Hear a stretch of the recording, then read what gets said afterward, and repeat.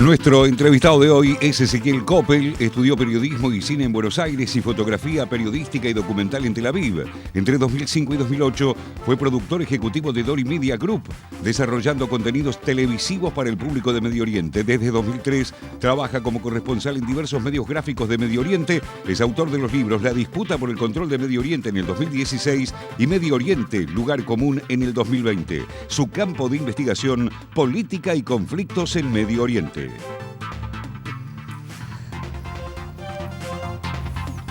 Ezequiel, ¿cómo va? A ver, Hola, ¿qué tal? José, ¿cómo Gracias andás? por venir acá. Qué alivio tener a alguien sí, que, alguien que nos explique. Te pedimos disculpas por nuestro árabe imperfecto. No, por favor, estuvo bastante bien. A ver, hay 1000 preguntas para hacer. Empiezo por una elemental, dado que hoy hubo, que esta semana, el jueves pasado, hubo un atentado importante de ISIS, decíamos 170 muertos. ¿Cómo te imaginás, y si nos puedes explicar un poquito, esta convivencia o enfrentamiento entre el nuevo gobierno talibán, ISIS y Al-Qaeda? Que a nosotros que conocemos poco el tema nos pueden parecer parecidos, pero no son parecidos. No, a ver, digamos que son parecidos en que todos buscan la supremacía en un tipo de disputa por el corazón del yihadismo global, de alguna manera.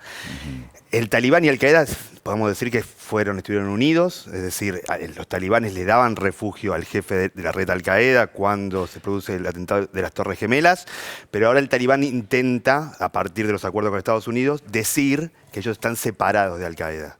Creo que el nombre que han elegido también para Afganistán, Emirato, y no un califato, etcétera. ¿Cuál es la diferencia? Y que Emirato y solo califato. de un lugar específico. Califato habla de todo junto, de todo el territorio junto. Es como un mensaje de decir, bueno, nos quedamos acá. Es decir, no vamos a apoyar un tipo de yihadismo global. No somos expansionistas. En principio. Ahora, yo creo que el corte con Al-Qaeda, como ellos manifiestan, no es muy cierto. Ustedes mismos lo dijeron con la red Haqqani. Es decir, es la conexión, siempre fue la conexión de los talibanes con Al-Qaeda. Era una persona que estaba en la lista de buscados de Estados Unidos como un alto miembro de Al-Qaeda y es uno de los grupos que están prestando seguridad a Afganistán. ¿Cuál es la diferencia, a ver, entre ISIS y Al-Qaeda?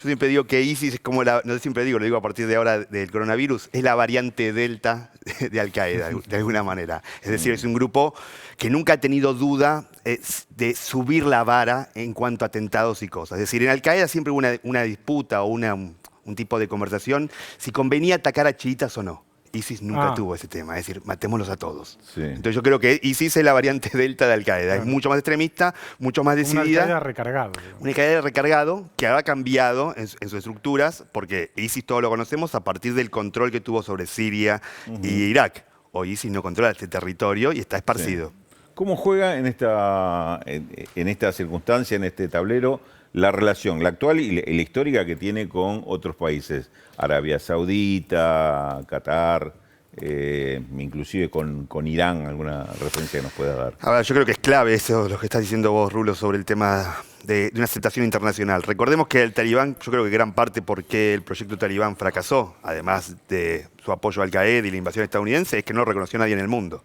Es decir, solo... El gobierno anterior. El gobierno anterior. Solo... Si no falla la memoria, Emiratos Árabes, Arabia Saudita y Pakistán. Solo 3 países en el mundo lo reconocieron. Y creo que ahora están tratando de mostrar una cara un poco más amena. Para eso tienen que convencer a un nuevo polo de poder que es China, que es Irán, que la gente tiende a olvidar que Irán estuvo a punto de invadir al talibán en el 98, cuando el talibán entró en locura, secuestró diplomáticos iraníes y los mató a todos, de alguna manera. Y también Rusia. Entonces yo creo que gran parte del futuro del talibán va a estar supeditado al reconocimiento tanto de Irán, tanto de Rusia como China. Ahora, yo creo que todos están dispuestos a reconocer al talibán si el talibán muestra una cara, no digo que van a ser abogados de Harvard o de alguna manera, un poquito moderada. Claro, socialdemócratas no van a ser. No van a ser nunca. Aparte recordemos una cosa, perdón que continúe, es decir, las cámaras están ahora en Kabul. Las cámaras del mundo están mirando eso. Claro. Dentro de 2 o 3 meses no van a mirar lo mismo.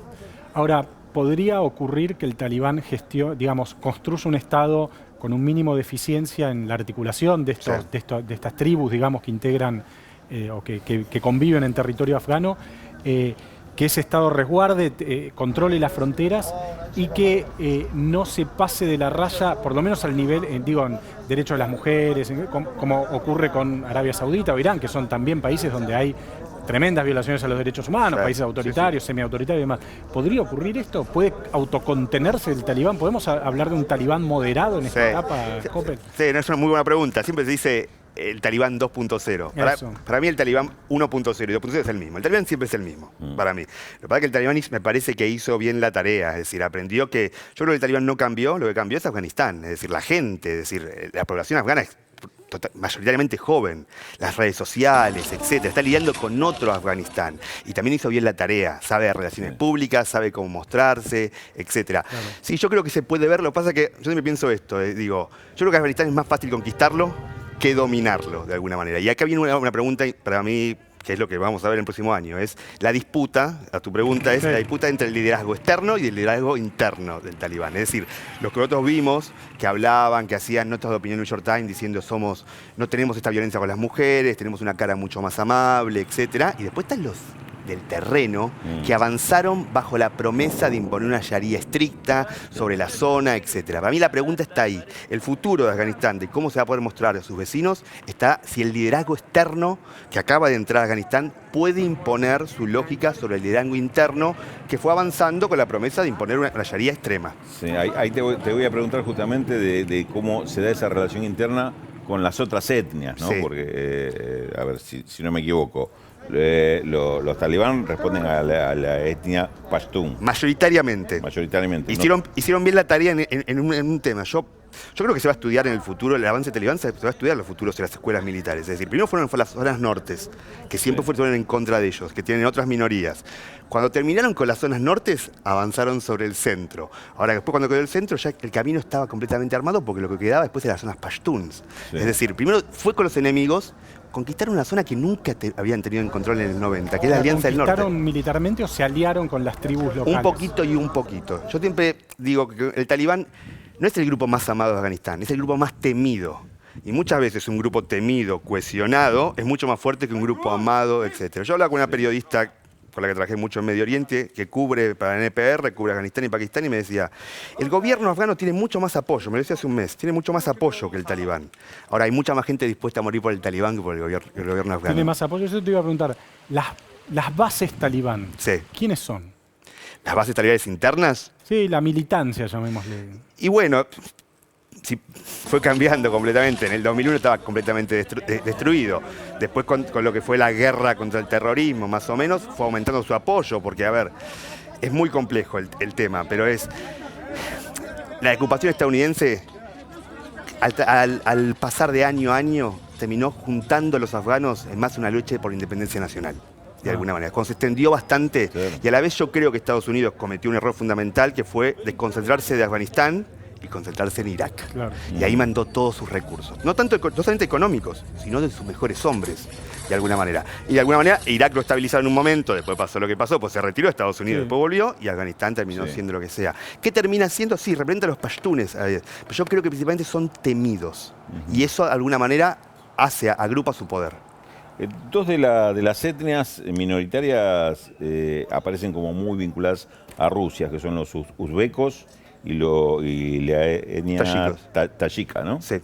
Que inclusive hemos conocido las repúblicas soviéticas, Tayikistán y Uzbekistán, que supongo que está relacionada con esta. ¿Cuál es el papel que puede jugar Rusia e inclusive China en esta instancia? ¿Vos le ves un rol activo en cuanto a este futuro de Sí, yo creo que es clave. Vos y yo hablamos hace 6 meses acá, vos hiciste una entrevista en este mismo programa y hablamos y yo te dije que el talibán lo más probable iba a tomar el gobierno y vos me dijiste, ¿cuál es la solución para estabilizar esto? Yo dije, más intervención. Y vos dijiste, ¿más intervención? Sí, pero otro tipo de intervención. Yo te dije, intervención más de los vecinos. Yo creo que todos, Rusia y China, están muy preocupados que esto no termine desestabilizando sus propios problemas internos. Porque tanto China como Rusia tienen mucho miedo de sus insurgencias extremistas islámicas dentro.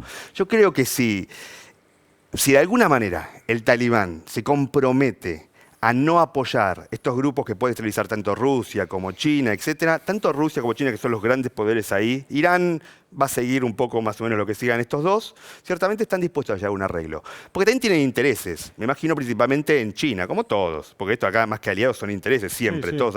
Sí. China tiene muchos intereses en lo que es todos los minerales No. de Afganistán, que es una gran riqueza. Entonces están dispuestos. Yo creo que China dice esto, si ustedes pueden moderar un poco su cara externa, de alguna manera podemos llegar a un arreglo. Y yo creo que se viene un reconocimiento de China. Ahora, yo creo que el talibán, perdón que me extienda un poquito, Sí. puede llegar a cometer el mismo error que cometió el gobierno afgano en el pasado. Preocuparse demasiado en algún tipo de legitimidad internacional y olvidarse de la legitimidad local.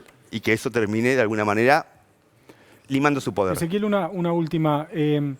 ¿Hay algún nivel de continuidad, llamémosle política, entre el gobierno anterior y el actual? Porque uno ve, por un lado, los que no somos grandes especialistas en Medio Oriente, se reúnen con un expresidente, de algún modo se organiza la evacuación del aeropuerto. Al principio fue un desastre, después se dio una evacuación hasta el atentado, que parecía, no digo ordenada, pero bueno, salían los aviones. ¿Eso implica algún nivel de gestión sobre esos recursos, sobre ese personal? ¿Cómo es ahí? ¿Hay porosidad entre el talibán y el gobierno laico, más o menos laico anterior? Sí, laico nunca fue, podemos decirlo de alguna manera. Bueno, laico, moderado, llamémosle, qué La sé gente yo. tiene que olvidar que creo que el anterior gobierno de Afganistán se llamaba República Islámica de Afganistán. Sí. Yo creo que la respuesta la tenés con rey muerto, ¿cómo es? Rey muerto, rey puesto, ¿no? Sí, muere el rey, vive el rey, una cosa así, de alguna manera. Sí, todos están buscando una continuidad. Creo que Karzai, se ve en Karzai. sí. Karzai, si está en Afganistán y no se fue, es porque hubo un arreglo de alguna manera. Están todos llegando a un tipo de arreglo. Uno ve el avance talibán de alguna manera y también cuando entraron a Kabul, uno ve que hubo un arreglo también entre las fuerzas de seguridad y el talibán. Yo creo que todos están acomodando a su nueva realidad. Ahora hay que ver, como vuelvo a repetir, una cosa es conquistar el territorio, otra cosa es controlarlo. Las diferentes milicias, diferentes divisiones internas, tenés que garantizar comida, trabajo, etc. Sí. Ese es el gran desafío del talibán. Bueno, siempre es bueno hablar con Ezequiel que nos explique estas cosas, ¿no? Y leerlo también. ¿Por qué no Y leerlo. recomendás el Vamos a libro? recomendar el libro de Ezequiel Coppel, Medio Oriente, lugar común, 7 mitos. ¿no? 7 mitos. Sobre- Y hablamos de intervención extranjera ahí también. También hay un capítulo sobre Y sobre mujer intervención. en la región. Ahora- Efectivamente. Gracias, Ezequiel, por la No, visita. gracias como por siempre. invitarme. Bueno, muchas gracias.